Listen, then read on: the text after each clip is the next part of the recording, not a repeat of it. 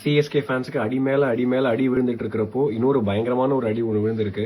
Michael Hussey கிரிக் பஸ்க்கு கொடுத்திருக்கிற இன்டர்வியூல ஆயுஷ் மாத்திரைக்கு இது எவ்வளவு சீரியஸான இன்ஜுரின்னு தெரியல, ஆனா இது ரொம்ப சீரியஸான இன்ஜுரி அப்படின்ற மாதிரி சொல்லியிருக்காரு.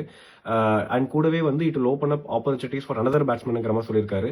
Which is probable that Ayush Mhatre can miss the rest of the tournament. இது சிஎஸ்கேக்கு எவ்வளவு பெரிய ப்ளோனா, he has been one batsman who has been on an absolute touch in this tournament. இது நமக்கு ஒரு பெரிய ப்ளோவா இருக்க போகுது. இது கோயிங் ஃபார்வர்ட் டோர்னமெண்ட் எப்படி பாதிக்க போறதுங்கிறத தாண்டி இது ப்ரீவியஸ் மேட்ச் எப்படி பாதிச்சதுங்கிறத இந்த வீடியோல சொல்லியிருக்கோம் பாருங்க. 19 இயர்ஸ்ல 3 ஓவர்ல இது வரைக்கும் சிஎஸ்கே 50 அடிச்சதே இல்ல. அந்த ஒரு ஸ்ட்ரைக் ரேட்ல போயிட்டு இருந்தவங்களுக்கு அந்த 6 மினிட் கேப்ங்கிறது ஒரு பெரிய டிராபேக்.